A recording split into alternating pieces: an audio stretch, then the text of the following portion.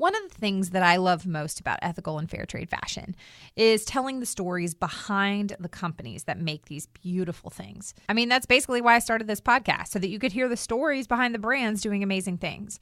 But what I love even more is when I'm out somewhere and someone says, "Oh, I love that gorgeous necklace," or "That shirt is incredible. Where did you get it?"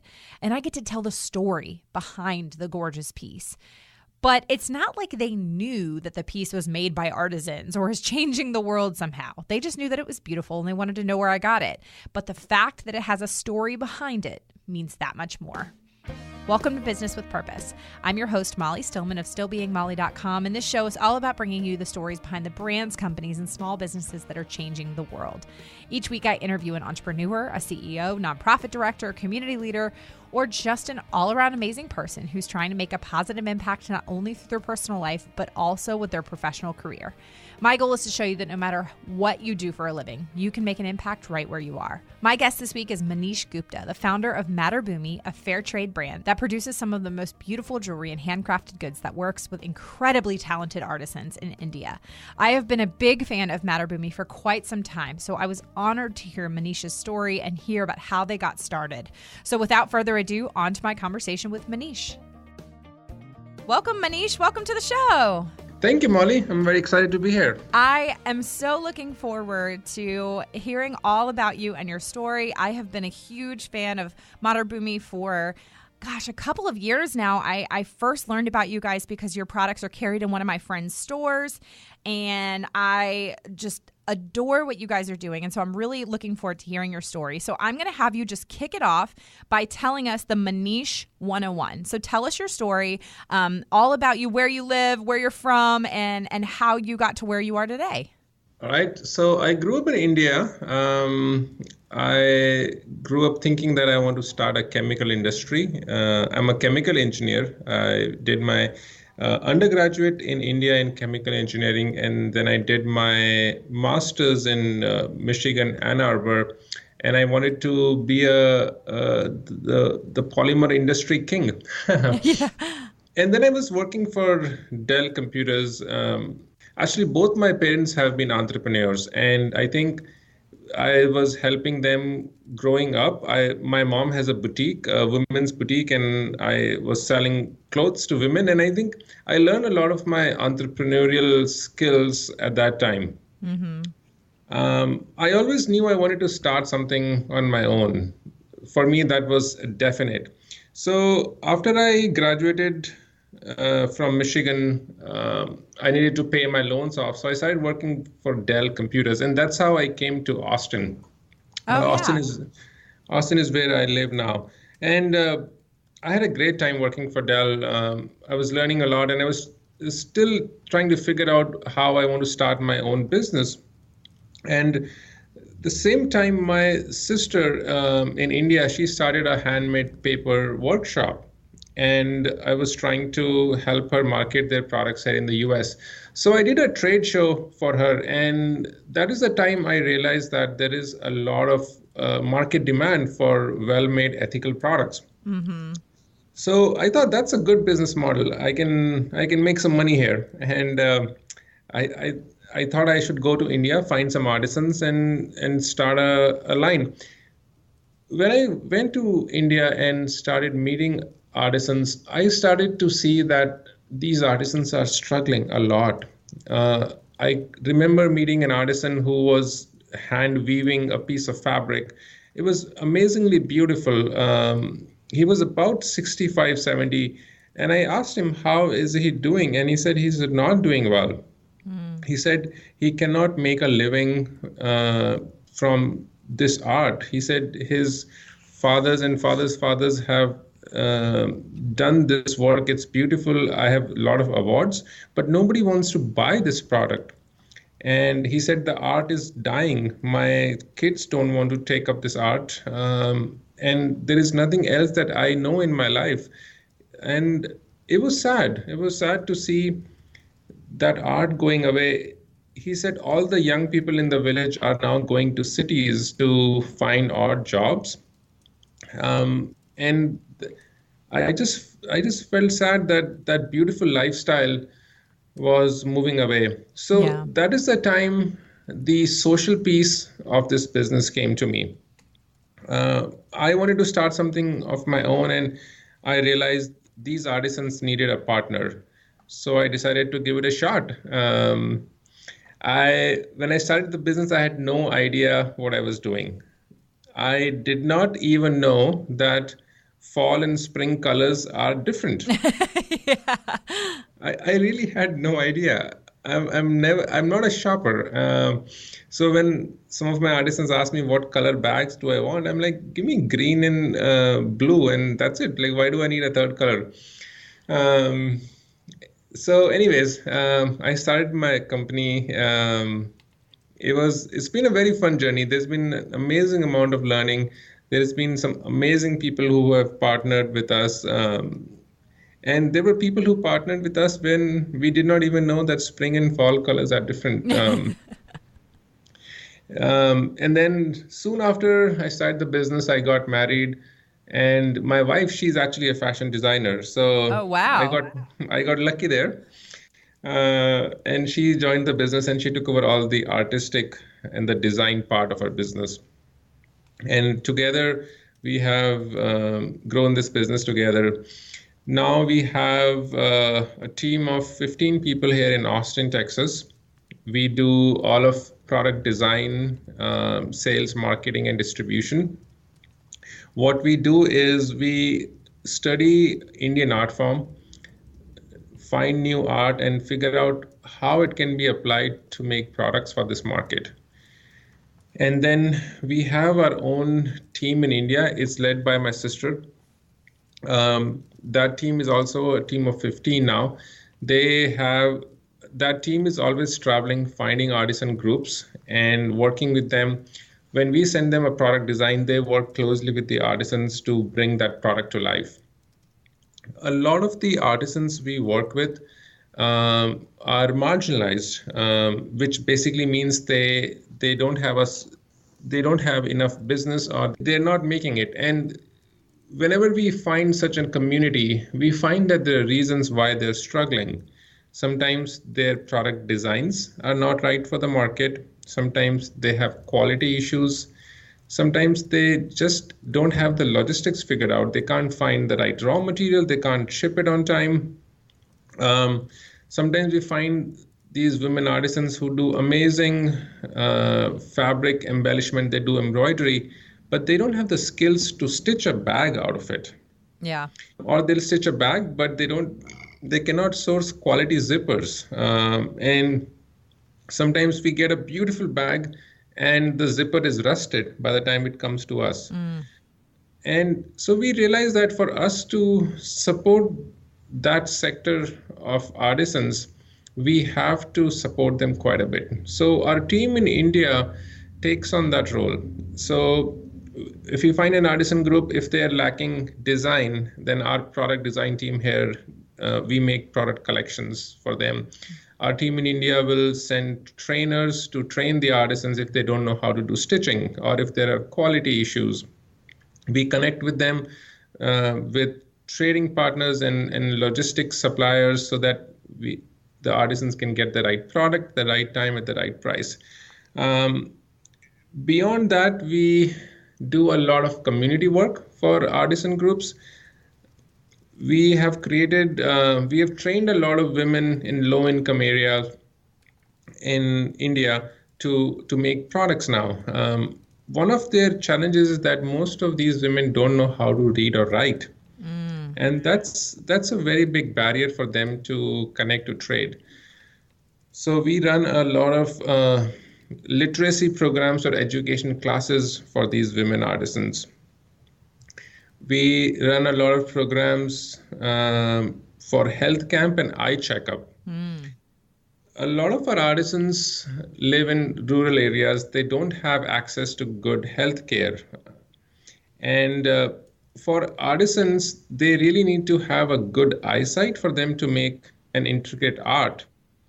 And with age or for some other reason, if their eyesight starts to go down, they cannot make a good product and they start to lose their income. Yeah.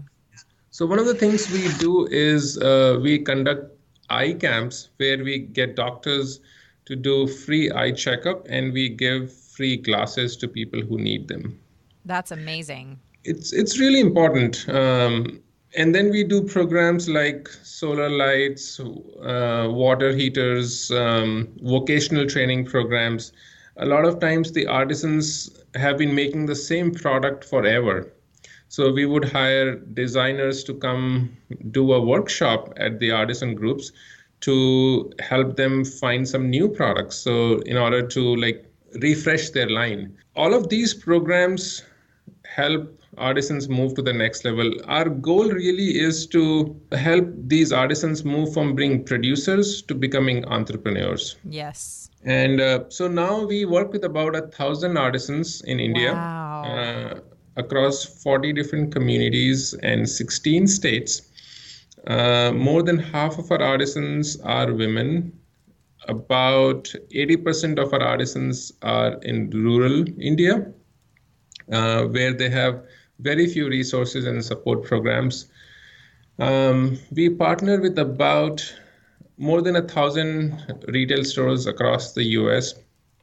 And we also now distribute in other parts of the world. That is absolutely incredible. And that you guys have, because you've been around about a little over 10 years, correct? Correct, yes. But yeah, you've been able to grow that much in that time is amazing. So I want to, go back a little bit. You mentioned obviously that you grew up in India. You came to the U.S. to get your master's in Michigan. And you had this entrepreneurial spirit. And I love that you said that you always knew you wanted to start something on your own. And that when you saw this, clearly you're the type of person who has that entrepreneurial mindset, and your brain is sort of wired that way. And when you saw the opportunity to kind of connect back with your home of India, and your sister was there, and you saw then the market here in the United States, but that social component, like you said, wasn't necessarily there at first. And when you went back there, you connected with the women there, and you saw the impact for the social component.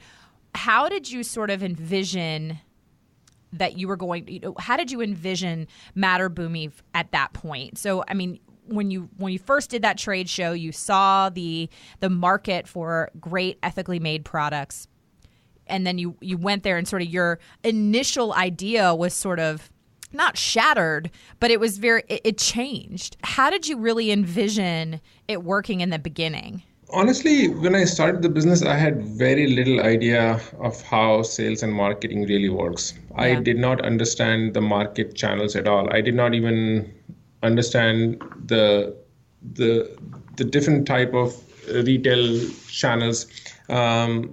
To give you an example, when the first time when I did a trade show, somebody came and said they have a catalog. And I said, "What's a catalog?" And and they said, "Oh, we create a book with products and mail it to people's home." And I laughed at it, like, does somebody buy from like a book when you send it to their home? And I didn't believe that it was a legit business of sending out catalogs. So I had all I knew was that there is demand in the Western market for ethically made goods. Yeah. What I imagined doing was to partner with some of the larger companies who had the conscious audience and be basically selling to a few large companies. Mm-hmm. Gradually, we realized that the market is more complex. I realized that product design is extremely important. That's something I did not know when I started. My initial assumption was that there is a lot of vacuum, and if I can get plugged in as a source for ethical products, the companies would actually send me designs, and I don't have to be involved in sales and marketing. As I started doing trade shows and talking to people, I realized that the market is more complex than that. We realized that though companies want ethically made goods, they don't want to compromise on product design and presentation, which meant that we need to do a lot of work on improving the product design. A lot of the artisans we worked with, their product were more ethnic in style, or some of the functionality, or some of the even the colors of fabric that they were using. So over the years, we have started to put in a lot of design effort. We now have 3 designers in Austin, Texas. And we realize that that is one of the challenges that artisans have had, that because they have been doing these products traditionally, their designs tend to be very ethnic and they don't succeed in Western markets. Mm-hmm. So one of the key things that we do is every product that we have is designed here in Austin, Texas. Apart from that, another thing that we needed to do was to do a very concise storytelling. People want to support ethically made gifts, but at the same time, they don't want a very heavy story or a guilt part to come with it. Yes. At the same time, we want to make sure people know that these products are specially made, these products are unique, and that they're giving back. So we had to find the right balance between sharing the story but not making it too heavy. So these have been some important learnings that we have had over the years. And I think at this point, I feel very proud of the collection we have built. I think it's a very smart collection. It's very well designed. We are doing a really amazing job sharing the story, and we are growing fast. We're getting great feedback from market. We are doing double-digit growth every year for past many years.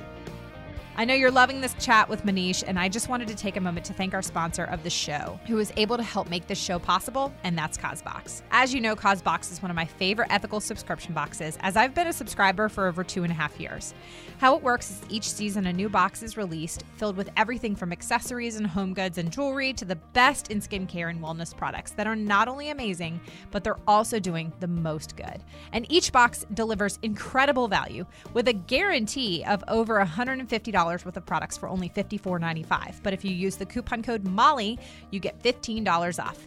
The products are not just beautiful, they're also useful. The spring box is sold out. I'm really sorry, but do not be dismayed because the summer box is releasing soon, and the sneak peeks CosBox has been sharing have been amazing. I cannot wait to see everything that's inside. As you know, the impact of each CosBox is what I love the most, and in my opinion makes the whole membership even more worth it. Their spring box, for example, employed more than 600 artisans under Fairtrade conditions in India and Kenya, and put 100 young girls in India through school.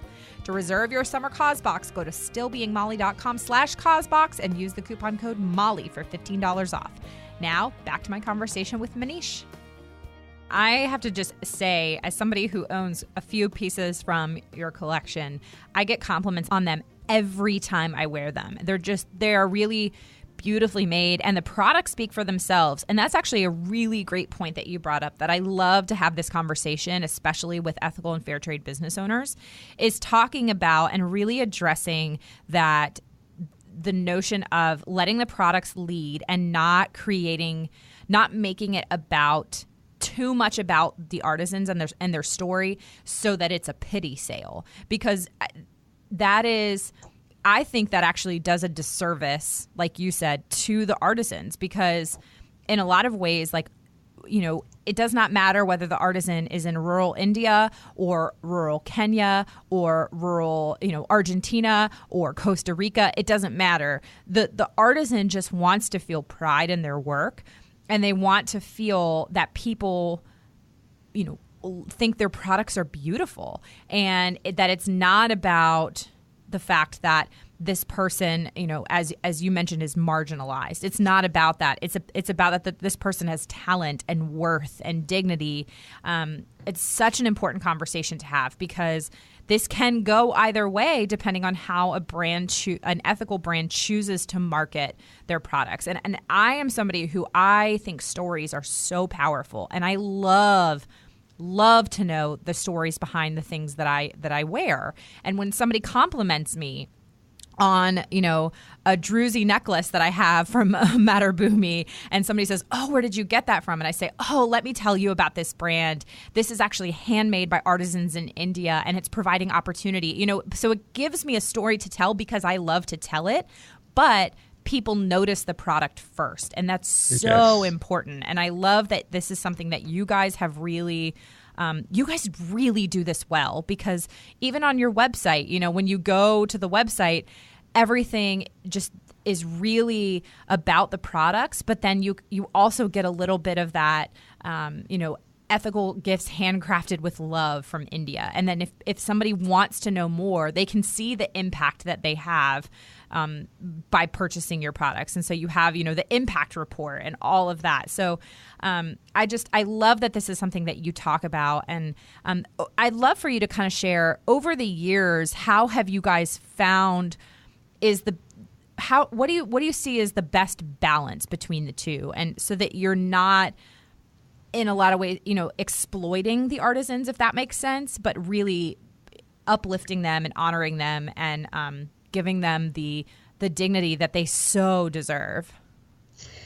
I think it's building a culture within our company, where we want to make sure that we see artisans as a partner and not somebody we are, helping. We actually don't use the word helping artisans in any of our marketing or any of our discussions. The fact is that when we are seeking out these artisans and doing product development with them, with the goal that we'll want to make them financially sustainable, the fact is that it's because of those artisans we get these amazingly beautiful product that people love to have. Mm-hmm. And to be honest, their work is paying my salary. Yeah. So they are I should be indebted to their hard work and art that I'm making a living. So they're helping me. And I think that's how we see it. It's a partnership and it's not a charity. And we also apply that in all parts of our business. When artisans have a quality issue, we want to make sure that we send them the product back for them to fix it, so that they start to feel that it is important for them to send the right quality. It'll take their business much further. If we were a charity organization, we would just say, oh yeah, that's how artisans make it, so some products go bad and we just absorb it. That is not going to make the artisan groups sustainable. Yeah.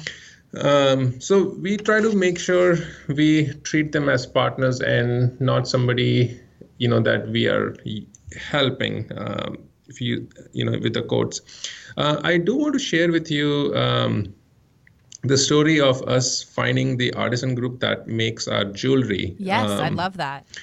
I actually have so many stories. I can take days to share these stories, and it makes my heart warm.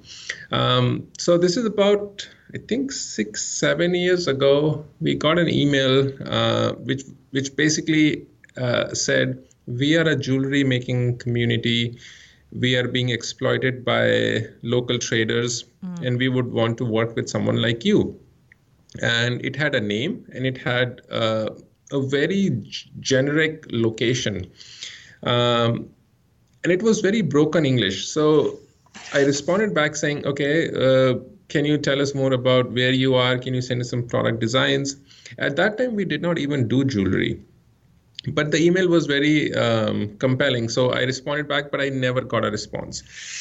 At the same time, Ruchi, my wife, and my sister, they were traveling and close to the region where this email came from.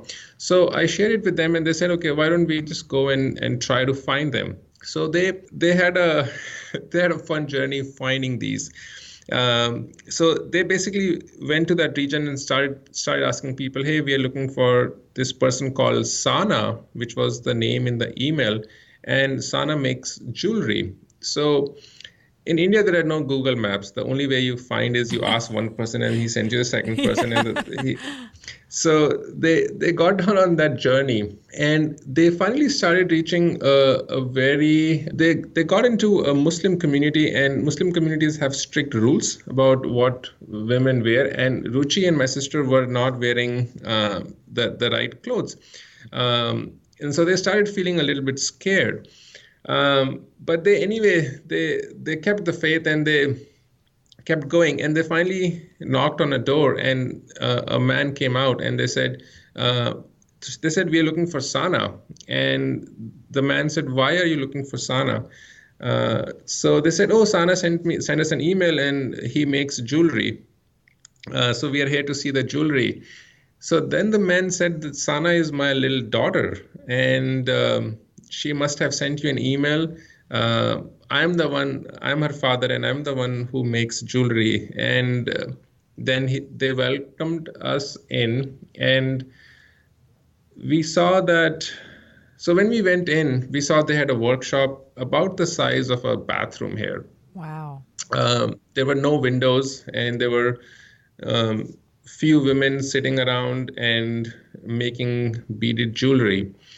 And we realized that they're very proud of their art. It was the art that their fathers and their forefathers have had. They really wanted to connect to trade and continue the art, but they were not getting that opportunity. The local traders that they were working with were exploiting them significantly, and they were at the verge of giving it up. And their story motivated us. So at that point, we really wanted to work with them. We started designing some product, and they were amazing. They made those products right away. Their quality was amazing. Their supply was amazing. And so we started work with them. And now jewelry is our biggest selling category. So going back to your point, it's not that we are helping the artisans. Yeah. The artisans are helping us as well. Yes. And now I'm very proud to share that community has now grown to over 150 artisans. Wow. They have their own workshop. They now have a showroom where they actually have all their pieces displayed so that they can market their product more. Sana, the daughter of the head artisan, we actually sponsored her to go to college. Oh, wow. Which is uncommon for girls in India. And she's inspired to continue supporting her dad.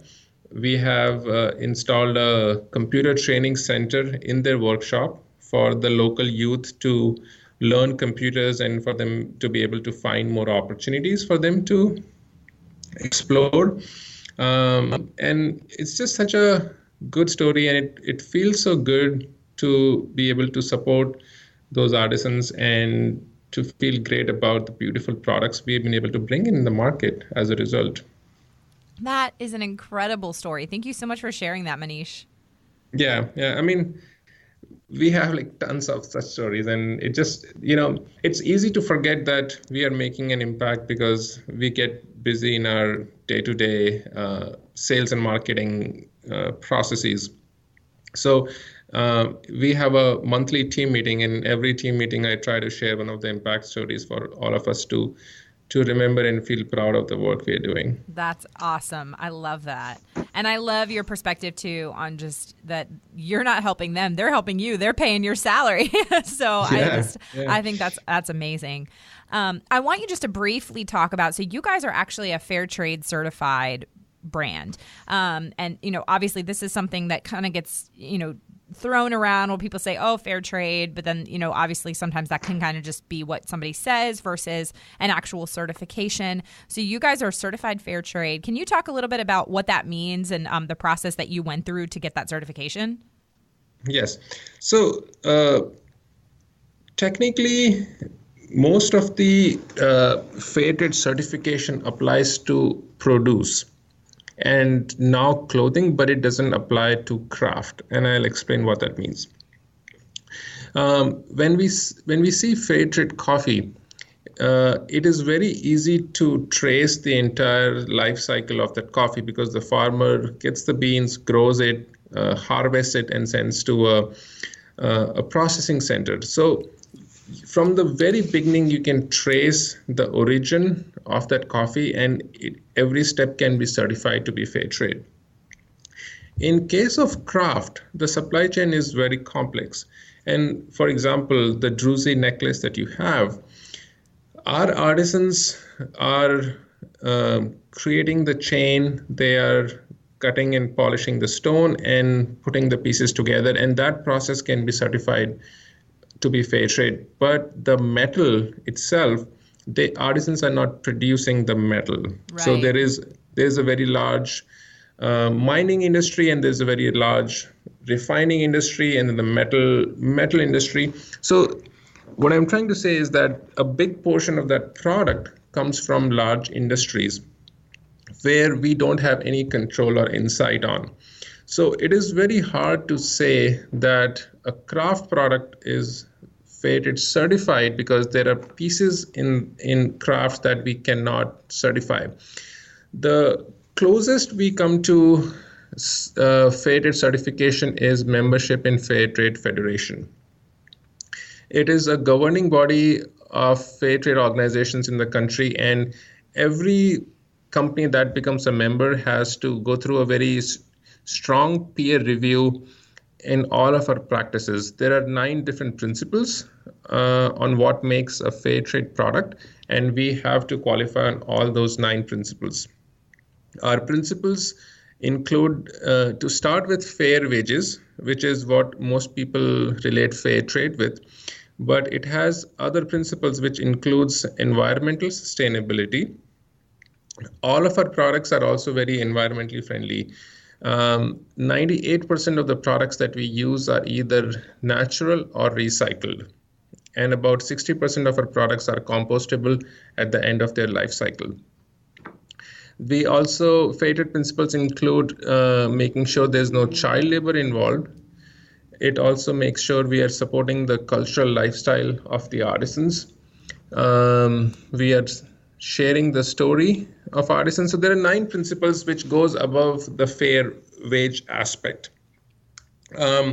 So there are about 250 companies that are qualified members of Fairtrade Federation in the US.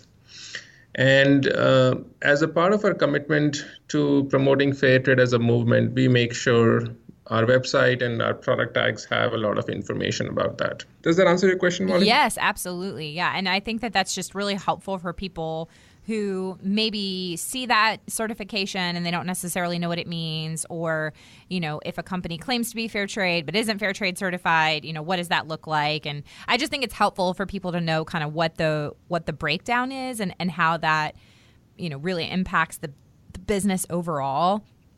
And I think you brought up, you brought up a great point too about sourcing for materials. That's such a challenge for so many companies about, you know, even when you're making clothing, you know, where's the cotton being grown? How's the cotton being taken care of? Is it organic cotton? You know, are the farmers being, you know, paid fairly? It really goes down so many levels, and it can be really complicated and very difficult for a lot of business owners to know, you know, are even the materials being, you know, sourced ethically? So that's, I think it's, like I said, it's an important conversation to have.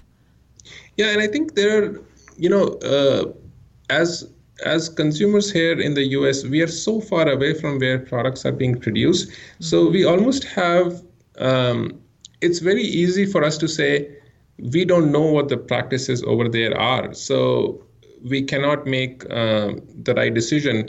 But I think in today's age of technology and awareness, I think we have to let go of that card and say, we want to take ownership of what we are buying. The fact is that in a consumer industry like US, you get what you demand. There was a study done in a college town in Oklahoma where students from a particular class went around the coffee shops in the area for a week and asked if they sell fair trade coffee. Most of the stores at that time did not serve fair trade coffee. Within 2 weeks, half of those cafes were selling fair trade coffee, just because there were people going around asking for it. So consumers can make a huge impact. And I think the more they ask the brands, how are your products being made, the more brands will be transparent and will be conscious about it. I'll give you an example of one of the artisan groups that we work with. So we work with artisans that make frames out of bone. These are animals that have died of natural causes. Their bones are collected, and the artisans have to polish the bones and then make products out of it. When we visited their workshop, we saw that when they were grinding the bone, there were a lot of bone dust, and the artisans at the end of the day would look like ghosts. Everything was white. And when we went there, we were like, this is not acceptable. Like, this is not healthy for you guys. And they said, we have done it for 30 years. There's no other way for us to make a living except doing this. And we were like, that's not right. And for 2 years, we worked really hard and found a solution where we set up a vacuum suck section at every desk. So all the dust was being sucked out. And as a result, all the dust in the workshop was gone. And we got a letter from those artisans saying, we've done this for 35 years. No one has cared except you.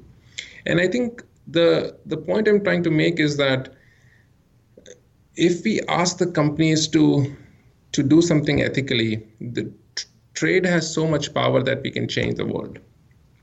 We just have to start asking for it as consumers.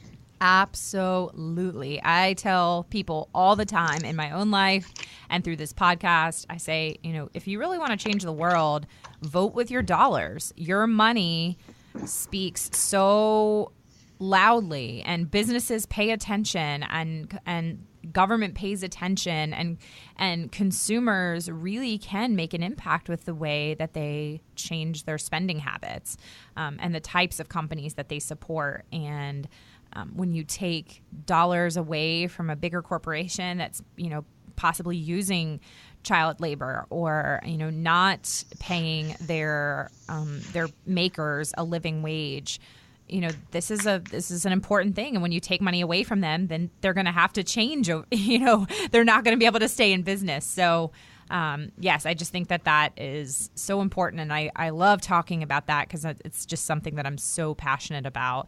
And I'm really impressed with the way that you guys run your business and the way that you are really trying to make an impact overall in the industry, and not just bring attention to yourselves and to your artisans, but also to just fair trade as a whole, which I think is amazing. Thank you. And thank you for the message you're sharing, Molly. I think it's really important, and we really appreciate you doing that. Absolutely.